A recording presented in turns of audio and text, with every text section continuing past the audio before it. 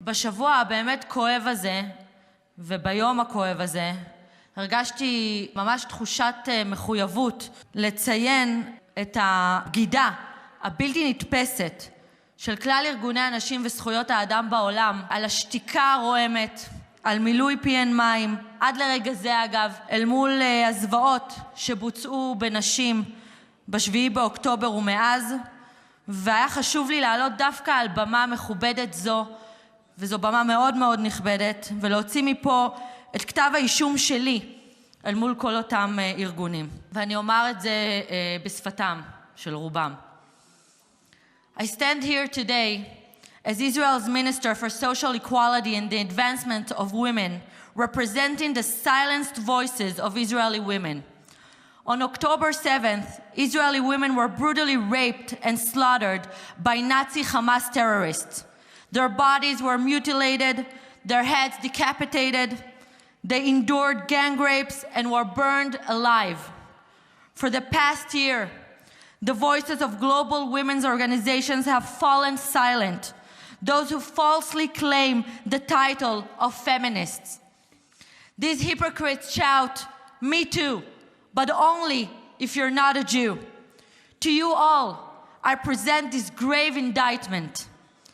Since the war began, I have reached out to each of you, women's and human rights organizations, through every possible channel, with one clear demand: publicly condemn what was done to women in Israel.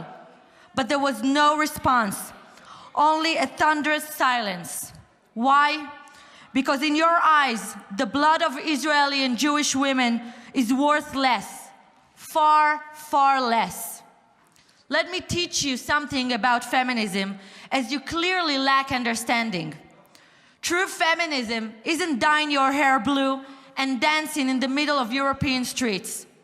True feminism isn't staying silent when mothers, grandmothers, and young women are slaughtered, raped, and kidnapped. True feminism stands with Shiri Bibas, who were kidnapped with her 2 infants, not with the monsters who tore her from her safe bedroom in her pajamas. Not with them. True feminism stands with the only democracy in the Middle East, not with the deranged dictatorships where women are shot for allowing a strand of hair to escape their headscarves. The first rule of feminism, when a woman tells you she's been brutally raped and her legs have been cut off, your first response should be, "I'm so terribly sorry. How can I help?" Not demanding forensic evidence. Or maybe, just maybe, asking the question that your organizations are very well known of. "Are you okay?" This was their slogan, right?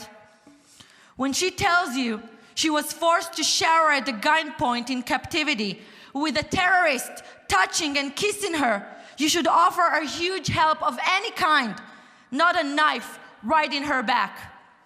You all of you saw the mutilated, burned, limbless bodies of Israeli women.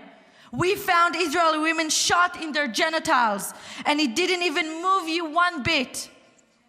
I didn't see you dance with tambourines, chanting like you do all the time, "Ceasefire now, ceasefire now," when Tamar and Jonathan from Nir Oz were slaughtered along with their 3 young children, while our children fought with their bare hands against thousands of Nazi-like monsters invading our homes and our land. The murder of Jewish families is not a just struggle against oppression. Not at all. All of you just know how to shout empty slogans, ridiculous slogans about free Gaza. You support all this while you support the subhumans who dismantle Israeli women to parts and hammer dozens of nails into their private organs. That is what you ignore all the time. You embrace the 5 men who, armed with knives and hammer, dragged a naked Israeli woman on the ground, gathered around her as she screamed for her life, raped her, and finally slaughtered her. I'm not disappointed in you. I'm disgusted. I despise you. You are all liars. You are all actresses. After this grave indictment, I have one conclusion. I find you guilty. Guilty of abandoning Jewish Israeli women's blood. Guilty of betraying women's basic rights. And your sentence is one. Your sentence for eternal shame. You will be remembered for who you really are. Your historical role ended on October 7th. You're proven to be without any real agenda or any moral backbone. You're anti-Semites who don't care about women's rights or any human rights for that matter. We will protect our mothers and sisters and daughters from terrorist organizations and from you, the accomplices of the terrorists in your fake women's rights organizations. And always remember, from the river to the sea, Jewish women will be free. Never again. Never again.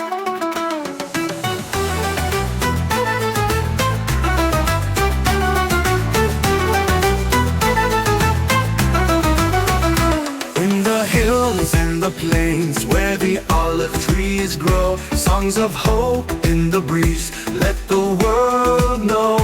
Voices rise in unity, hand in hand, with steps that echo through this ancient land. From the river to the sea, Israel will always be bound by heart and history, forever free. From the river to the sea, Israel will always be. In every dance, in every beat, we carry on eternally.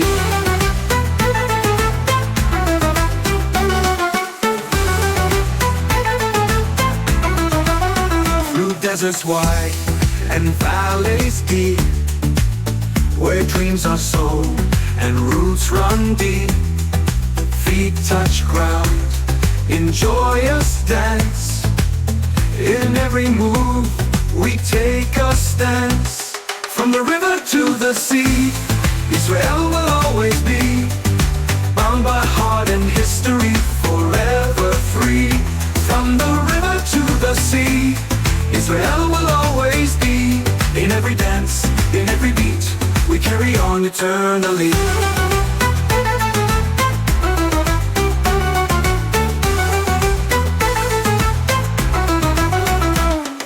Quiet, hear the call, like waves upon the shore, an ancient song that carries on forevermore.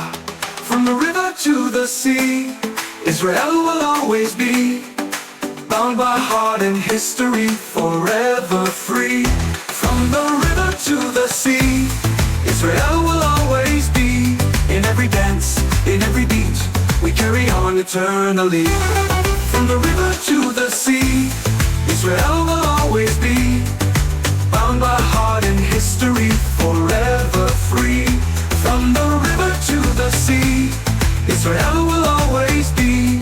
In every dance, in every beat, we carry on eternally.